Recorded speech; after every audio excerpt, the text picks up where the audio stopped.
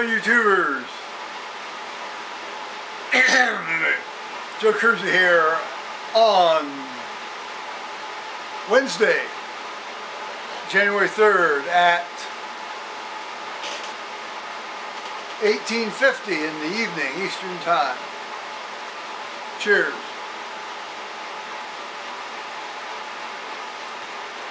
Now, this morning well, just like yesterday, I woke up at 4:30, and then, I'd had plenty of sleep. I'd had like almost 7 hours sleep, so fine. I got up at 4:30. This morning I got up at 3:30 because I'd had 6 really good, fine hours of sleep, so I got up. So I've been up since 3:30 in the morning.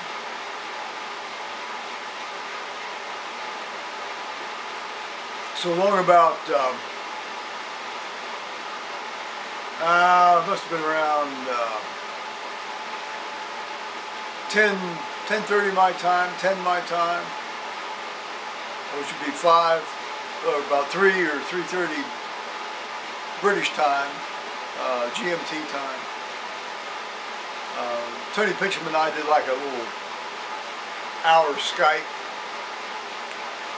and he was telling me about the fine New Year's weekend that he'd had with his sister and brother-in-law. And I guess they left this morning around 10 his time to go back to Sheffield. And we had Skyped, well, let's see, New Year's Eve was Sunday night. So we waited till 7 o'clock Eastern time to Skype, which was just about when the midnight turned, or the New Year's turned over there. And so we started talking about 5 minutes to midnight their time, and so we talked about an hour or so after midnight on, well, but then it'd be their Monday morning. And it was still Sunday evening for me. All great fun, all great fun. And last night my son FaceTimed with me for a while. It seems that my grandson has developed, or had, well, I don't know if he's developed, it's become apparent that he has one of these peanut allergies. And while a lot of these so-called peanut allergies are just a bunch of stuff that's blown out of proportion, this sounds very real. Fortunately, no airway involvement, no urticarial stuff as such, but he certainly has always kind of puked up peanuts. He never particularly liked peanuts. He doesn't like peanuts, but sometimes he's eaten them without realizing it. Or, well, that's what happened this last most recent time. So they took him and had him tested. He's got, I mean, he really does have it. He goes big hive in response to the little prick test stuff they do for the allergy testing. And so I mean, he doesn't get the airway edema or the swelling. He just gets, he doesn't even really get hives. What he does is he pukes. He pukes. He gets, belly pain and he pukes. So that sounds more like an IgA mediated immune response to peanuts rather than an IgE response, which you ideally don't want an IgE response if you have to have one of these things.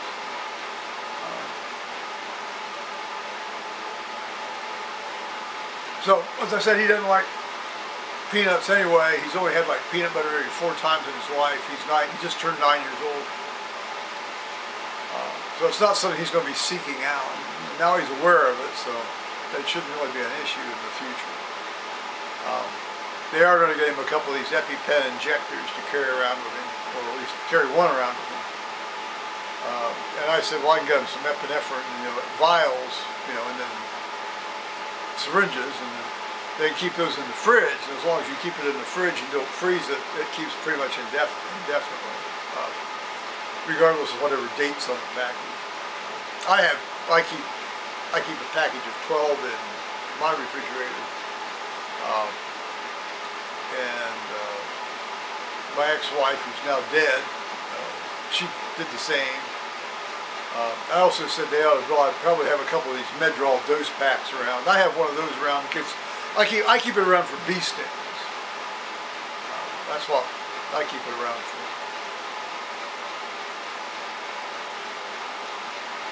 Okay, so I spent yesterday. I was watching.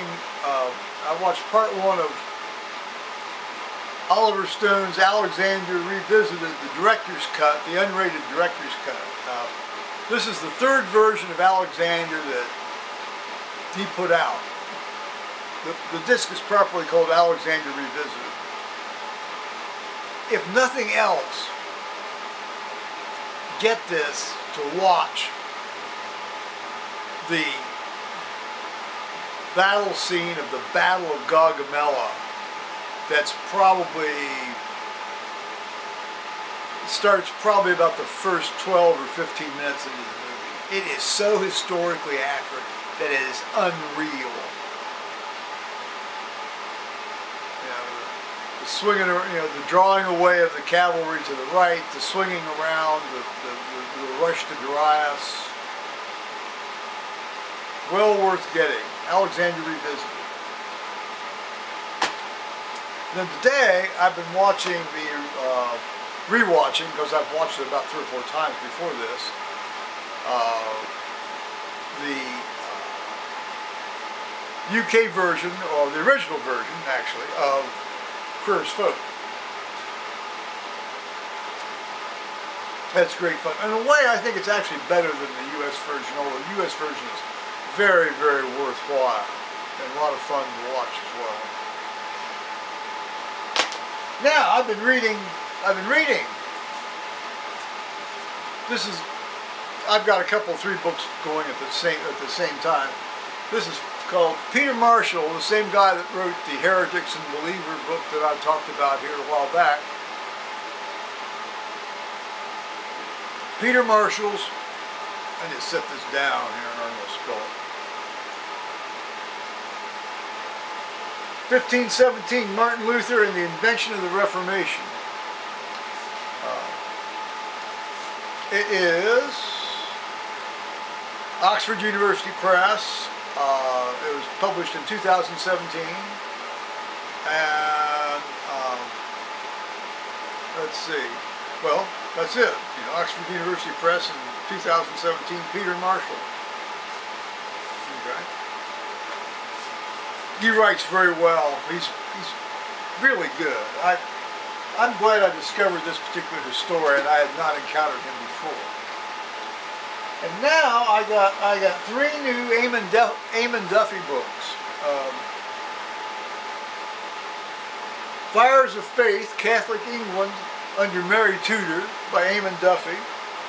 I haven't started these last 3 at all yet. But Eamon Duffy is most well known for his book, Stripping of the Altars. And if you ever get a chance to read that, do read it. It is well worth going through the entire thing, reading the entire thing. This was 2009, and it was in, let's see, who published it? Yale. I assume Yale University Press here. Let's see.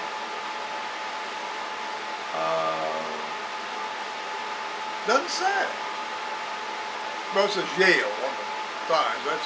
So it's Yale. That was by Yale in 2009. Excellent. He writes excellently, and like all Eamon Duffy books, it has a series of wonderful colored plates, most of whom are, well, they're not new to people that are, familiar with the subject, but even somebody like myself who's read a tremendous amount of Reformation history. I mean, all of the illustrations in this book were new to me. So we'll read about everybody's favorite murderous English monarch after, well, I guess name your favorite English monarch that might be a murderer. You know, up until, say, George II, George III, somewhere in there. And then the next one is, and this one came just today in the mail, Saints, Sacrilege, and Sedition, Religion and Conflict in the Tudor Reformations. Again, by Eamon Duffy. And this is by published by Bloomsbury. Again, I haven't read any of it. I'm really anxious to read Bloomsbury, and it was published in 2012. Okay. And again, you've got these great series of colored plates in the middle of the book.